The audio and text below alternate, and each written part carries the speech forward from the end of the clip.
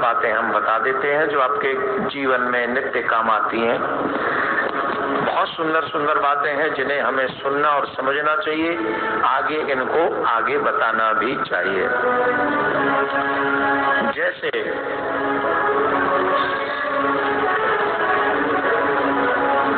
हम लोग गृहस्थ में रहते हैं, गृहस्थ में महत्वपूर्ण कुछ रिश्ते कहे गए हैं। माता जी का, पिताजी का, पति का, पति जी का, पत्नी जी का, पुत्र इत्यादि का, ये महत्वपूर्ण रिश्ते कहे गए हैं। लेकिन यहाँ पर जो लोग हमारी संस्कृति को नहीं समझते, वो हमारी देवियों का हम लोगों के बीच में फूट डलवाते हैं। लेकिन हमारे सनातन में जितना देवियों का सम्मान है, मैं गर्व से कहता हूँ कि हम सनातनी हैं, क्योंकि यहाँ हम लोग स्त्री को सिर्फ भोग की वस्तु नहीं मानते, उन्हें हम अपने यहाँ देवी का रूप प्रदान करते हैं, उनका पूजन करते हैं। और ये सिर्फ कथन की बात नहीं है, नवरात्रि में, हर नवरात्रि में हम लोग कन्या पूजन करते हैं हमारे यहाँ देवी। और एक विशेष बात, विवाह के बाद आपको कहीं से सर्टिफिकेट लेने नहीं जाना पड़ता। जैसे ही आप विवाह करती हैं, विवाह के तुरंत बाद आपके नाम के पीछे आ जाता है, अपना नाम याद कीजिए, पति के आगे नहीं आता देवता, आता है, बोलो, पति के आगे देवता आता है। और शास्त्रों में बात है, स्त्री अगर कहीं से कर्ज उठाए तो उसका भुगतान पति को अथवा पुत्र को करना चाहिए। जैसे कहीं से जरूरत पड़ने पर उसने धन लिया, तो ये आवश्यक है कि पति या पुत्र उस कर्ज को चुकता करे। अगर असमर्थ है देवी, तो फिर पति और पुत्र को वो कर्ज चुकाना चाहिए।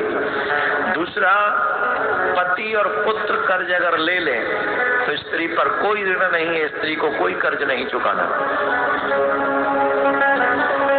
हमारे शास्त्रों में इसका प्रमाण है, स्त्री पर पति अथवा पुत्र के लिए गए ऋण को चुकाने का कोई दायित्व नहीं है, उस पर उसी के ऋण को चुकाने का दायित्व है।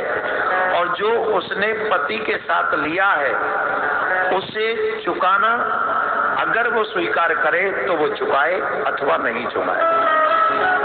लेकिन जैसे हमने ले लिया और हम चुकाने में असमर्थ हैं, तो पति और पुत्र को वो कर्ज चुकाना चाहिए। पति और पुत्र का लिया हुआ कर्ज पत्नी नहीं चुकाएगी। दूसरा, एक बहुत अच्छी बात हमने पढ़ी यहाँ बैठे बैठे, बड़ी गजब की। हमारे यहाँ विधवा का मतलब किसको कहते हैं? असहाय। और हम लोग विधवा किसको मानते? बोले जिसका पति न हो, बोले वो विधवा। शास्त्रों में क्या लिखा है? जिसका पुत्र जीवित हो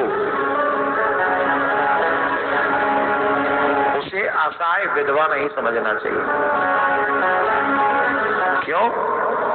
जो दायित्व हमारी सेवा करने का या हमारी आवश्यकता, भोजन, वस्त्र इत्यादि की आवश्यकताएं पति निभाता है, वही वयस्क होने पर बालक अपने माता के कर्ज को चुकाता है, माता की सेवा करता है और माँ को वो पूर्णतः उसके भावनाओं की पूर्ति करता है।